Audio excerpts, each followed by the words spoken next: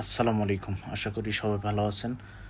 চায়নার দেখেন প্রযুক্তিতে কোন জায়গায়, এটা আপনারা অনেকে ভিডিও দেখে বুঝতে পারতেছেন। এটা হচ্ছে হাইড্রোপনিক একটা সিস্টেম।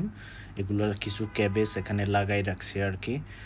নিচে ওয়াটারের মাধ্যমে এটা মূলত খাবার সংগ্রহ করবে, আর লাইটের দিকে এরা খাবার সংগ্রহ করবে আর কি। পর্যাপ্ত যে শক্তির দরকার খাবার উৎপাদনের জন্য এটা কালেক্ট করবে এখান থেকে।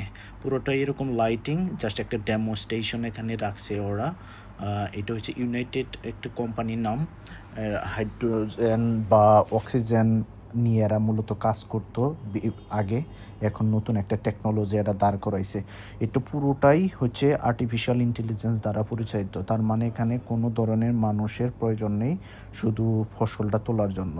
এটা হচ্ছে ওদের পুরা ওয়াটার ট্যাঙ্ক। এখান থেকে পানি মূলত সার্কুলেশন হবে পুরা ইন্ডাস্ট্রি এরিয়াতে যদি আপনি বড়োভাবে করেন। আর এটা হচ্ছে কন্ট্রোল সিস্টেম, এখানে পুরোটাই মনিটরিং হবে একদম ডিজিটালি এবং এআই দ্বারা। সো এরকম হাজারো টেকনোলজি নিয়ে চায়নাতে জয়েন করেছিল চাইনিজ যে এআই বেসড কোম্পানিগুলো, তার মধ্যে এই কোম্পানি হচ্ছে একটি। সো এখন আর ফসল উৎপাদনের জন্য কোনো মানুষের দরকার নেই, শুধু ফসল তোলার জন্য মানুষের দরকার আছে।